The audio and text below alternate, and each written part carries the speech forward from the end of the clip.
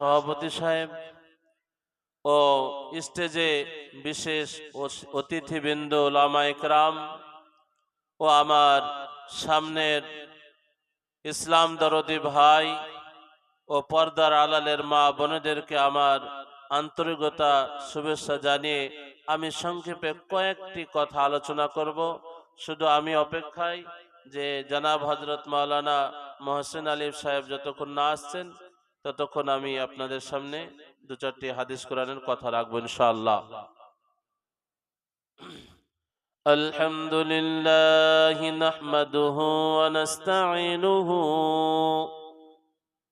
ونستغفره ونؤمن به ونتوكل عليه ونعوذ بالله من شرور أنفسنا ومن سيئات أعمالنا من يهده الله فلا مضل له ومن يضلله فلا هادي له ونشهد أن لا إله إلا الله وحده لا شريك له ونشهد أن سيدنا وسندنا وشفينا ونبينا وحبيب ربنا وسندنا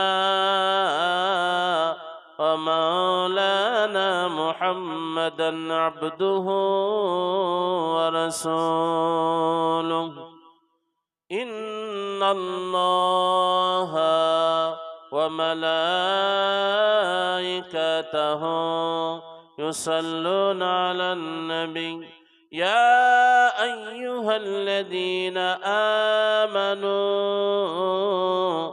صلوا عليه وسلموا تسليما محبت شتبني اللهم صل على سيدنا مولانا محمد وعلى علي سيدنا مولانا محمد আমার নবী বিশ্ব নবী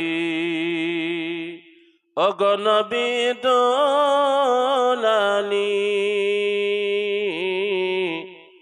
যিনি হবেন কিয়ামতে শাফায়াতের কান্ডানি আল্লাহুম্মা সাল্লি আলা সাইয়্যিদিনা মাওলানা মুহাম্মদ ওয়া আলি সাইয়্যিদিনা মাওলানা মুহাম্মদ। আলহামদুলিল্লাহ, সমস্ত প্রশংসা আল্লাহ তাবারক ওয়া তাআলার জন্য, যিনি আজকে আমাদেরকে একটি পবিত্র গুরুত্বপূর্ণ মজলিস জলসায় আমাদেরকে জামাত করেছেন। এর জন্য আমরা শুকরিয়া শরীফ বলি আলহামদুলিল্লাহ। তারপরে পরে জানাই বিশ্ববরণের নেতা জনাবে মুহাম্মদুর রাসূলুল্লাহ সাল্লাল্লাহু আলাইহি সাল্লামের প্রতি লাখো কোটি দুরুদ ও সালাম, শান্তির ধারা বর্ষিত হোক। সকল বলে আল্লাহুম্মা আমিন। ভাই, এই জায়গাটা হচ্ছে জান্নাতের একটি টুকরা।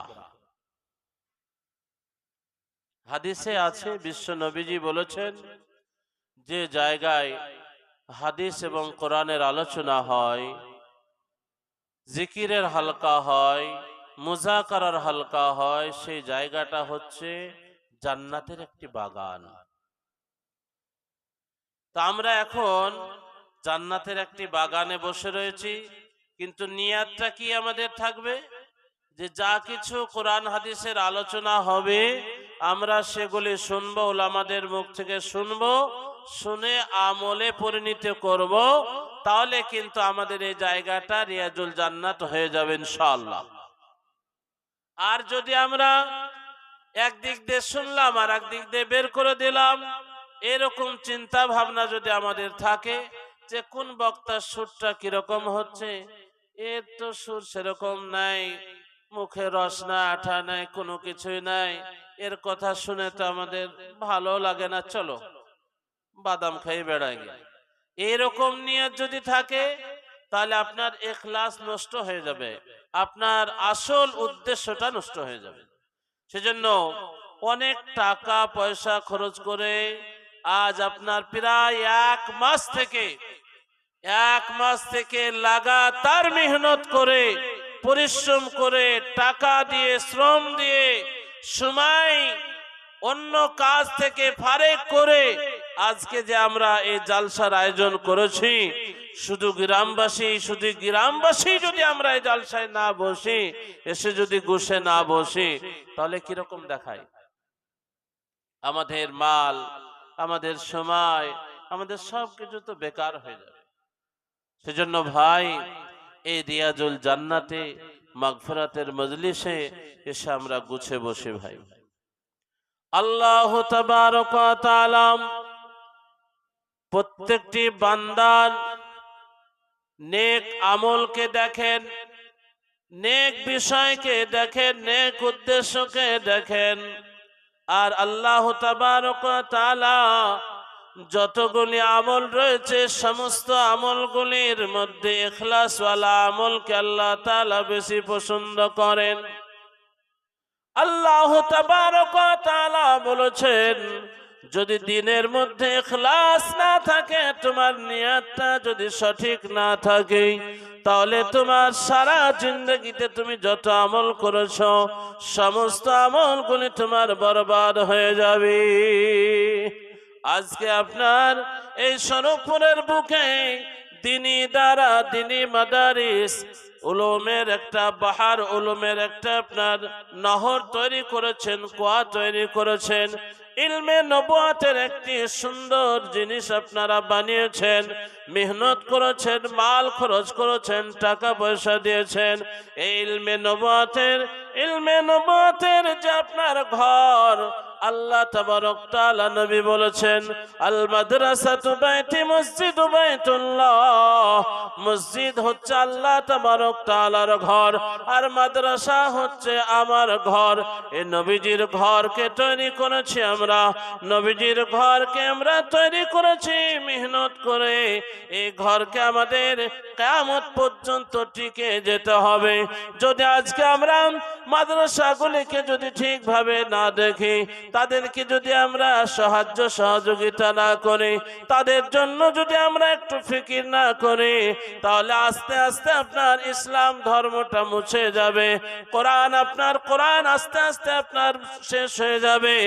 আর আপনার দ্বীনি ইদারাগুলি যখন শেষ হবে, আপনার ইসলাম আস্তে আস্তে মিটে যাবে।